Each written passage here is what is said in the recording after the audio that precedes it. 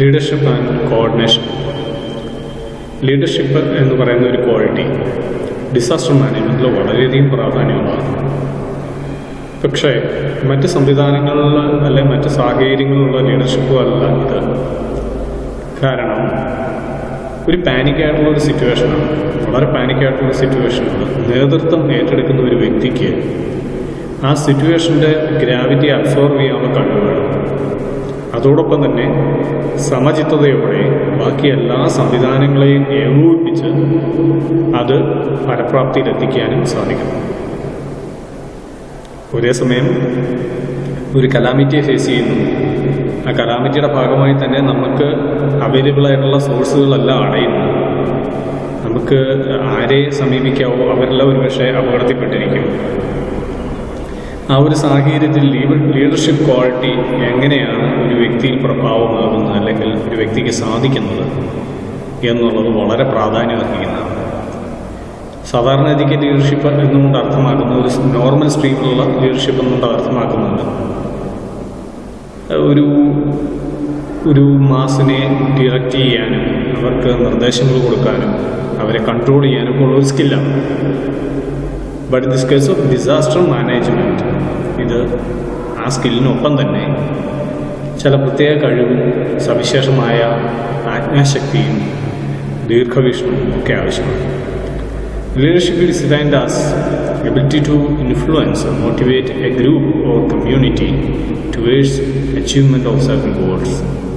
ചില ലക്ഷ്യങ്ങൾക്ക് വേണ്ടി ഒരു ഗ്രൂപ്പ് ആൾക്കാരെ സ്വാധീനിക്കാനും ആ ഗ്രൂപ്പിനെ ഒറ്റക്കെട്ടായിട്ട് നിർത്തി ആ മിഷൻ കംപ്ലീറ്റ് ആകുന്നിടം വരെ കൂടെ നിർത്താനും ആ മിഷൻ അച്ചീവ് ചെയ്യാനും ഉള്ള ഒരു skill ഒരാൾക്കുണ്ടാവേണ്ടതാണ്. The leadership from local level, district level, state level and up to national level. ഈ ലീഡർഷിപ്പ് എന്ന് പറയുന്നത്, അതായത് ഡിസാസ്റ്റർ മാനേജ്മെൻറ്റിലുള്ള ലീഡർഷിപ്പ് ലോക്കൽ ലെവലിൽ ആവശ്യമാണ്, ഡിസ്ട്രിക്ട് ലെവലിൽ, സ്റ്റേറ്റ് ലെവലിൽ, അല്ലെങ്കിൽ നാഷണൽ ലെവലിൽ. ഇങ്ങനെ പല ഘട്ടങ്ങൾ, പല തലത്തിലുള്ള ലീഡർഷിപ്പ് ആവശ്യമാണ്. ഒരു കലാമിറ്റി ഉണ്ടാകുന്ന സ്ഥലത്ത് സ്പോട്ടിലുള്ള ലീഡർഷിപ്പ് പലപ്പോഴും നമ്മൾ കണ്ടിട്ടുണ്ട്. ഇത്തരത്തിലുള്ള നാച്ചുറൽ ഡിസാസ്റ്റർ ആണെങ്കിലും വാഹനാപകടങ്ങളാണെങ്കിലും മാൻമേഡ് ഡിസാസ്റ്റർ ഒക്കെ ആണെങ്കിലും ലോക്കൽ പീപ്പിളാണ് ആ ഒരു സാഹചര്യത്തിൽ പെട്ടെന്ന് ചെന്ന് റെസ്ക്യൂ ഓപ്പറേഷൻസ് നടത്തുന്നത്. അതിന് കാരണം പറഞ്ഞാൽ ഒരുപക്ഷെ അവർക്ക് എക്സ്പീരിയൻസ് വേണം. ഇപ്പം ഞാൻ പറയാം, ഒരു വളരെ വ്യത്യസ്തമായ ഒരു ടെറൈൻ, വളരെ അപകടം നിറഞ്ഞ ഒരു റോഡ്, ചുറ്റിനും കൊക്കയും മറ്റ് സങ്കീർണമായ അപകടം സാധ്യതയുള്ള റോഡ്. അവിടെ ഒരു അപകടം നടന്നാൽ ആ ചുറ്റുവട്ടത്തുള്ള ആൾക്കാർ തന്നെയായിരിക്കും അതിൻ്റെ അകത്ത് എത്രയും പെട്ടെന്ന് എത്തുകയും ആൾക്കാരെ രക്ഷിക്കുകയും ചെയ്യുക. കാരണം ആ ടെറൈൻ്റെ പ്രത്യേകത കൊണ്ട് ഇവിടെ ഇതിനു മുമ്പ് അപകടങ്ങൾ ഉണ്ടായിട്ടുണ്ടാവും. അപ്പോൾ ഇതുവഴി ചെന്നാൽ ഈ കുഴിക്കകത്തോട്ട് ഇറങ്ങാം, ആളെ രക്ഷിക്കാം, പെട്ടെന്ന് എത്തിക്കാം എന്നുള്ളതിനെ പറ്റി ഒരു പ്രൊഫഷണലായിട്ടുള്ള റെസ്ക്യൂ ടീമിനേക്കാളും അവിടുത്തെ ലോക്കൽസിന് നല്ലപോലെ അറിയാൻ പറ്റും. അപ്പോൾ അങ്ങനെ ഒരു സിറ്റുവേഷനിൽ പെട്ടെന്ന് തന്നെ ഈ ലോക്കൽസ് ആ സിറ്റുവേഷൻ ഹാൻഡിൽ ചെയ്യുക, സ്വയം ആ ഉത്തരവാദിത്വം ഏറ്റെടുക്കുക, ഇതൊക്കെ നമ്മൾ ഡെയിലി കണ്ടിട്ടുള്ളതാണ്. പക്ഷേ അതൊന്നും സംഭവിക്കുകയല്ലാത്ത ചില സ്ഥലങ്ങളുണ്ട്, ചില സാഹചര്യങ്ങൾ. നമ്മളിപ്പോൾ കേരളത്തിന് പുറത്ത് പലപ്പോഴും ഇത്തരത്തിലുള്ള റോഡ് അപകടങ്ങൾ കേരളത്തിനകത്ത് തന്നെ ഇപ്പം അങ്ങനെയുള്ള സാധ്യതകൾ, അങ്ങനെയുള്ള പ്രവണതകൾ വർദ്ധിച്ചു വരികയാണ്. റോഡ് അപകടങ്ങൾ നടന്നു കഴിഞ്ഞാൽ അൺനോട്ടീസ്ഡായിട്ട് ആരും തന്നെ ശ്രദ്ധിക്കാതെ, ആരും അത് അറ്റൻഡ് ചെയ്യാതെ, പലപ്പോഴും ചെറിയൊരു ഹോസ്പിറ്റലൈസേഷൻ, ഏർലി ഹോസ്പിറ്റലൈസേഷൻ ഒരുപക്ഷെ യാതൊരു കുഴപ്പമില്ലാതെ ആ രോഗിയെ ആ കാഷ്വാലിറ്റിയെ രക്ഷിച്ചേക്കാം.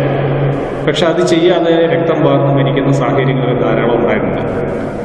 അപ്പോൾ ലീഡർഷിപ്പ് എന്ന് പറയുന്നത് ഈ വിഷയത്തിൽ ഒരാളത് ഏറ്റെടുക്കാനും ഒരാൾ മുന്നിട്ടിറങ്ങാനും ഉണ്ടാവണം. ഉണ്ടെങ്കിൽ മാത്രമേ അവിടെ അത് സംഭവിക്കൂ. കലാമിറ്റിയിൽ ഉണ്ടാകുന്ന അല്ലെങ്കിൽ ഡിസാസ്റ്ററിൽ ഉണ്ടാകുന്ന ലീഡർഷിപ്പിനെ നമുക്ക് പരിശോധിക്കാം. ഡിസ്ട്രിക്ട് അഡ്മിനിസ്ട്രേഷൻ, ഡിസ്ട്രിക്ട് മജിസ്ട്രേറ്റ്, സാധാരണ രീതിക്ക് കളക്ടറാണ് ഡിസ്ട്രിക്ട് മജിസ്ട്രേറ്റ് നമ്മുടെ ഇന്ത്യൻ സെറ്റപ്പിലൊക്കെ. അപ്പോൾ അദ്ദേഹമാണ് അതിൻ്റെ കോർഡിനേറ്റർ ഡിസ്ട്രിക്ട് ലെവലിൽ, ഡിസ്ട്രിക്ട് മജിസ്ട്രേറ്റാണ്.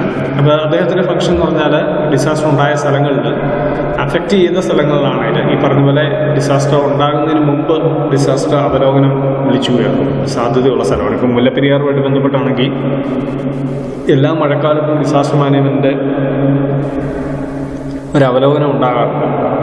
സാധ്യതയുണ്ട്, നേരത്തെ തന്നെ പ്രീ വാർണിങ്ങുകൾ കൊടുക്കുക, ആൾക്കാരെ മാറ്റി പാർപ്പിക്കുക ഒക്കെ റുട്ടീനായിട്ട് നടക്കുന്നതാണ്. അപ്പോൾ rescuing operation to the affected people provide immediate relief in terms of food, medicine, drinking water, clothes and shelters. അപ്പോൾ ആദ്യമായിട്ട് ആൾക്കാരെ റെസ്ക്യൂ ചെയ്യുക, അതായത് ഈ സ്പോട്ടിൽ നിന്ന് റെസ്ക്യൂ ചെയ്യുക. രണ്ടാമത് അവർക്ക് ഭക്ഷണം കൊടുക്കുക. മൂന്നാമത് അവർക്ക് മെഡിസിൻ കൊടുക്കുക. അതോടൊപ്പം തന്നെ പ്രാഥമികമായിട്ടുള്ള അവരുടെ ആവശ്യങ്ങൾ, ശാരീരികവും മറ്റുമായിട്ടുള്ള ആവശ്യങ്ങൾ നിറവേറ്റുന്ന ഭക്ഷണവും വെള്ളവും കൊടുക്കുക. പിന്നെ ഷെൽട്ടറിങ്, ടെമ്പററി ഷെൽട്ടർ അവർക്ക് ഒരുക്കുക. ഇത്രയും കാര്യങ്ങൾ ആണ് ഡിസ്ട്രിക്ട് അഡ്മിനിസ്ട്രേഷൻ ഭാഗമായിട്ട് ഉണ്ടാവേണ്ടത്. ഓക്കെ, അപ്പം there are two kind of approaches. രണ്ട് തരത്തിലുള്ള അപ്രോച്ച് ഉണ്ട് ഈ ലീഡർഷിപ്പിൽ. First one is boss approach, in which one passes orders and others obey it. Boss അപ്രോച്ചിൽ ഒരു ബോസ് എന്നുള്ള അർത്ഥം തന്നെയാണ്. ഒരാൾ ഓർഡർ കൊടുക്കുന്നു, മറ്റൊരാൾ അനുസരിക്കുന്നു.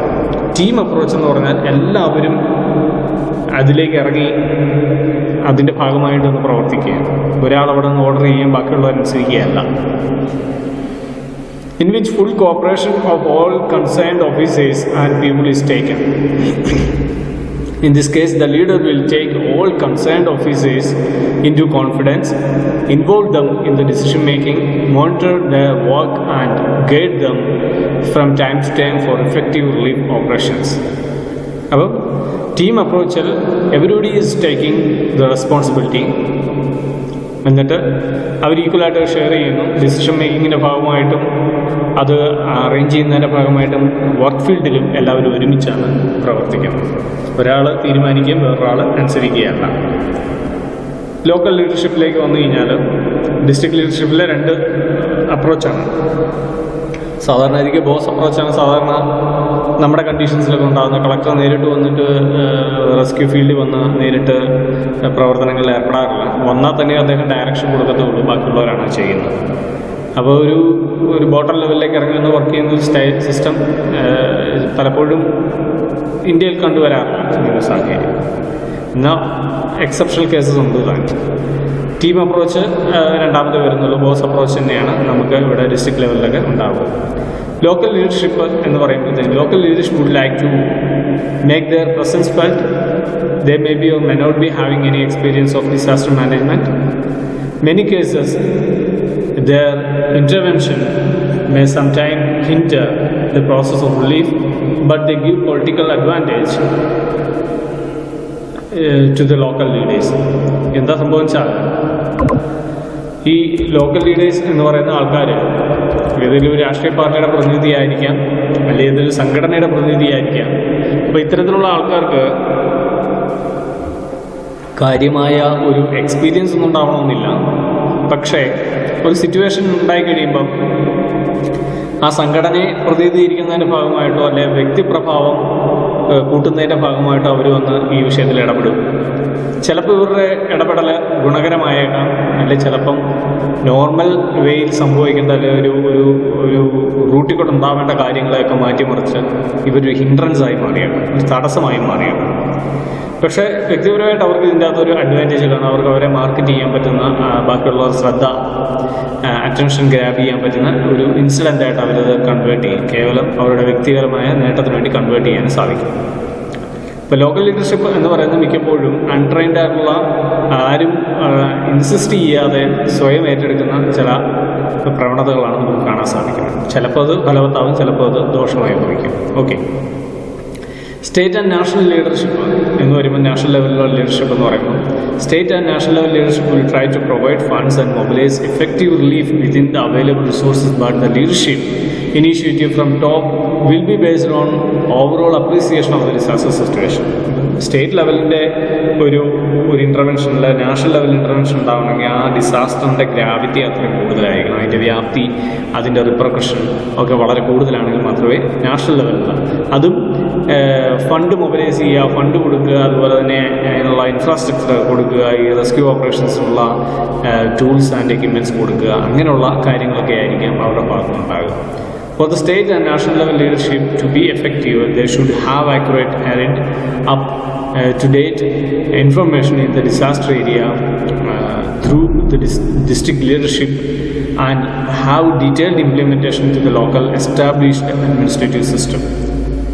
So, ഇത്തരത്തിലുള്ള leadership for the state and national level leadership effective and should have accurate up to date information, updated information, update information, വളരെ ചൂടോടെയുള്ള ഏറ്റവും പുതുതായിട്ടുള്ള ഇൻഫർമേഷൻ അവർക്ക് കിട്ടുന്നുണ്ടാകും. ആ ഇൻഫർമേഷൻ്റെ ഇതിൽ നിന്നുകൊണ്ടായിരിക്കും അവർ ഓപ്പറേറ്റ് ചെയ്യുന്നത്. സ്റ്റേറ്റ് ലെവൽ അല്ലെങ്കിൽ നാഷണൽ ലെവൽ ലീഡർഷിപ്പ് എന്ന് പറയുമ്പോൾ അതിനുള്ള ഇൻഫ്രാസ്ട്രക്ചർ ഒരുക്കി തരിക. കാരണം അത്ര ഡിസാസ്റ്ററിൻ്റെ ഗ്രാവിറ്റി എന്താണെന്ന് നോക്കിയിട്ട് അതിൽ അകപ്പെട്ടേക്കുന്ന ആൾക്കാർക്ക് റെമ്യൂണറേഷൻ കൊടുക്കുക, അല്ലെ വലിയൊരു എയ്ഡിൻ്റെ ആവശ്യമുണ്ടെങ്കിൽ അത് പ്രൊവൈഡ് ചെയ്യുക എന്നുള്ളതിലൊക്കെയാണ് ഇത് പ്രസക്തമാകുന്നത്.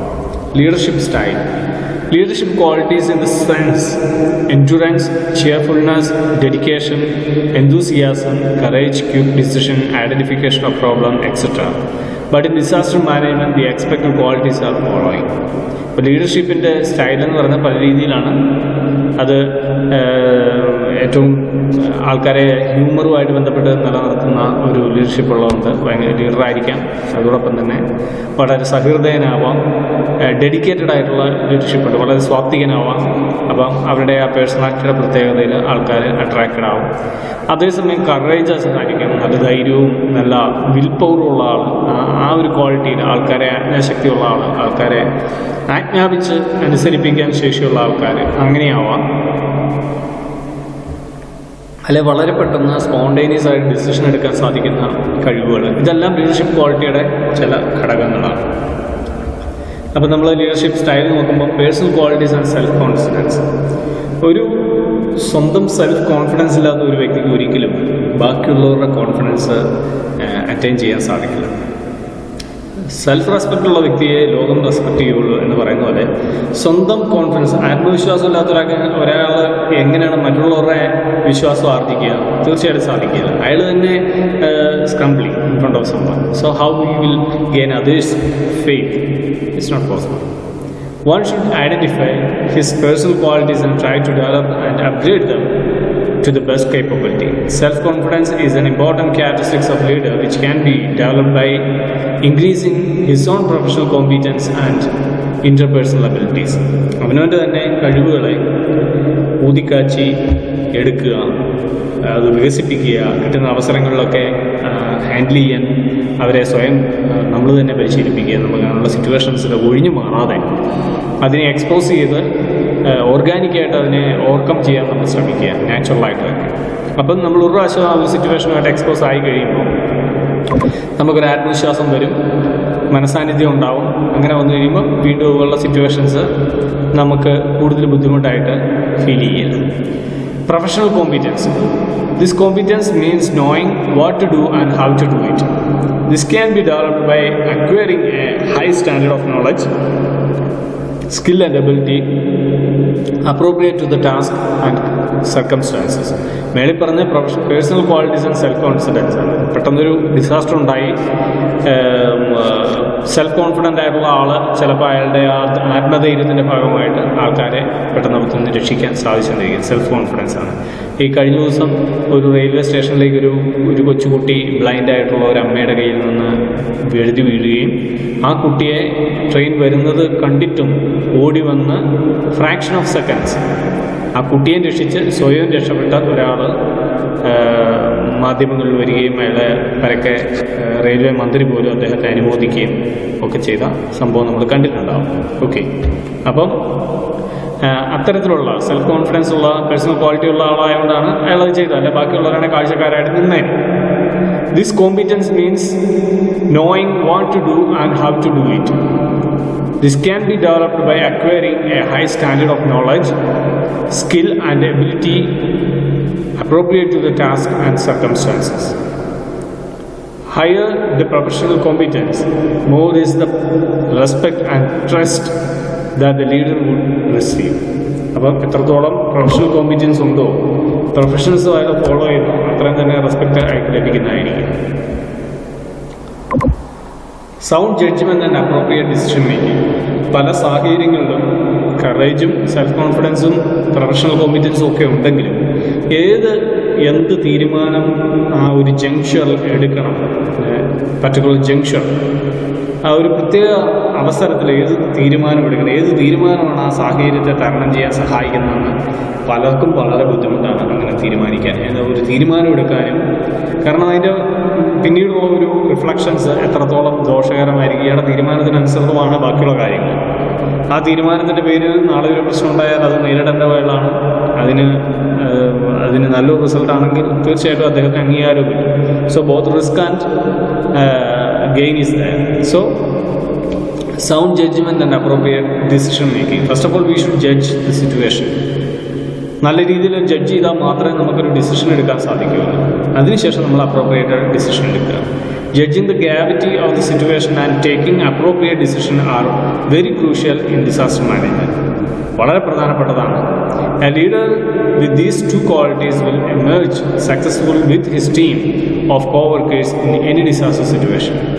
ഒരു തീരുമാനം, ഒരു മണ്ണിടിച്ചിലുണ്ടായി, അതിലേക്ക് കുറേ പേര് പെട്ടിരിക്കുകയാണ്. അവരെ എത്രയും പെട്ടെന്ന് പുറത്തെത്തിക്കണം. പക്ഷേ അവിടെ തീരുമാനം എടുക്കേണ്ട വ്യക്തി പറയുകയാണ്, ഇന്ന സ്ഥലത്തുനിന്ന് JCB വരട്ടെ, അത് കഴിഞ്ഞ് നമുക്ക് നോക്കാം എന്നുള്ള തീരുമാനമാണ് അയാൾ എടുക്കുന്നതെങ്കിൽ തീർച്ചയായിട്ടും ആ ഡിലേ മുഖാന്തരം അത്രയും പേർക്ക് അപകടം സംഭവിക്കും. പക്ഷേ ഇയാൾ എങ്ങനെ തീരുമാനം എടുക്കുന്നതിന് പിന്നിൽ നമ്മൾ സ്വയം ഇറങ്ങി അവരെ റെസ്ക്യൂ ചെയ്യാൻ ശ്രമിച്ചാൽ വീണ്ടും മണ്ണിടിയാനുള്ള സാധ്യത ഉണ്ട് എന്ന കണ്ടെത്തലാണെങ്കിൽ അദ്ദേഹത്തിൻ്റെ തീരുമാനം നല്ലതാണെന്ന് പറയുന്നത്. അപ്പോൾ തീരുമാനം എടുക്കുന്നത് according to the gravity of the situation, according to the circumstances, സാഹചര്യത്തിനനുസരിച്ചാണ് തീരുമാനം. ഇതിൽ പ്രായോഗികമായ ബുദ്ധിയും കഴിവുകളും അപഗ്രഥന ശേഷിയും ഒക്കെയാണ് ഒരു വ്യക്തിയെ സഹായിക്കുക. ഇതൊക്കെ നൈസർഗികമായ ഗുണങ്ങളാണ്. ഒരിക്കലും ഒരു സ്കൂളിൽ പോയി പഠിച്ചിട്ട് ആർക്കും ധൈര്യം സമ്പാദിക്കാൻ സാധിക്കില്ല. പുസ്തകങ്ങൾ വായിച്ചിട്ട് ആർക്കും ധൈര്യം സമ്പാദിക്കാൻ സാധിക്കത്തില്ല. പുസ്തകങ്ങൾ വായിച്ചിട്ട് ഒരു പരിധി വരെ നമുക്ക് കോൺഫിഡൻസ് കൂട്ടാൻ സാധിക്കത്തില്ല. We should experience it. ഒരു സ്ട്രഗിൾ വരുമ്പോൾ ആ സ്ട്രഗിൾ നമ്മൾ എക്സ്പീരിയൻസ് ചെയ്താൽ മാത്രമേ നമുക്ക് ആ ഒരു സിറ്റുവേഷൻ തരണം ചെയ്യുകയും പിന്നെ അതുപോലുള്ള സിമിലർ സിറ്റുവേഷൻസ് നമുക്ക് തരണം ചെയ്യാനുള്ള ആത്മധൈര്യം ലഭിക്കുകയും ചെയ്യും. Without experience we can make such an impulse. അപ്പോൾ അത്തരത്തിലുള്ള ഒരു ഇതുണ്ടാക്കാൻ നമുക്ക്, ആ ഒരു വൈബ് ഉണ്ടാക്കാൻ നമുക്ക് സാധിക്കില്ല. ആ ഒരു കോൺഫിഡൻസ് ലെവല് നമ്മുടെ കൂട്ടണമെങ്കിൽ പുസ്തകം വായിച്ച് പഠിച്ചിട്ട് കാര്യമില്ല, അല്ലെങ്കിൽ കറേജ് കൂട്ടണമെങ്കിൽ പുസ്തകം വായിച്ച് പഠിച്ചിട്ട് കാര്യമില്ല. We should real time experience, real life experience നമുക്കുണ്ടാകണം. എങ്കിൽ മാത്രമേ നമ്മളെ കൊണ്ട് ആ സാഹചര്യത്തെ അതിജീവിക്കാൻ സാധിക്കുകയുള്ളൂ. ഓക്കെ, അപ്പോൾ leadership in disaster management is crucial. പലപ്പോഴും ലോക്കൽ ലെവലിലും ഡിസ്ട്രിക്ട് ലെവലിലും സ്റ്റേറ്റ് ലെവലിലും ഉണ്ടെങ്കിലും ലോക്കൽ ലെവലിലെ തന്നെയാണ് ആൾക്കാരെ റെസ്ക്യൂ ചെയ്യുന്നത് നിർണായകമാകുന്നത്. പക്ഷേ ഒരു ഡിസാസ്റ്ററിന് ശേഷം ആൾക്കാരെ റീഹാബിലിറ്റേറ്റ് ചെയ്യുന്നതും ഫർദർ കെയർ കൊടുക്കുന്നതിനും ഡിസ്ട്രിക്ട് ലെവലാണ് ഇമ്മീഡിയറ്റ് ആയിട്ട് പ്രവർത്തിക്കുന്നത്. ഡിസാസ്റ്ററിൻ്റെ വ്യാപ്തി അനുസരിച്ച് അതിൻ്റെ എത്രത്തോളം അതിൻ്റെ ഗ്രാവിറ്റി ഉണ്ട്, എത്രത്തോളം അതിൻ്റെ വ്യാപ്തി ഉണ്ട് എന്നുള്ളതനുസരിച്ച് അതിൽ അകപ്പെട്ടു പോയേക്കുന്ന ആൾക്കാരുടെ അവരെ പുനരുദ്ധരിപ്പിക്കുന്നതിനും അവർ നഷ്ടപരിഹാരം കൊടുക്കുന്നതിനും ഒക്കെ സ്റ്റേറ്റ് ലെവലിൽ അല്ലെങ്കിൽ സെൻട്രൽ ലെവലിലുള്ള ഡിസാസ്റ്റർ മാനേജ്മെൻറ്റിലെ ലീഡർഷിപ്പിൻ്റെ ഉണർന്നുള്ള പ്രവർത്തനവും ആവശ്യമാണ്. അപ്പോൾ ഇതെല്ലാമാണ് ഇതിൻ്റെ അധിക ഘടകങ്ങൾ വായിച്ച് മനസ്സിലാക്കുക. Okay, thank you.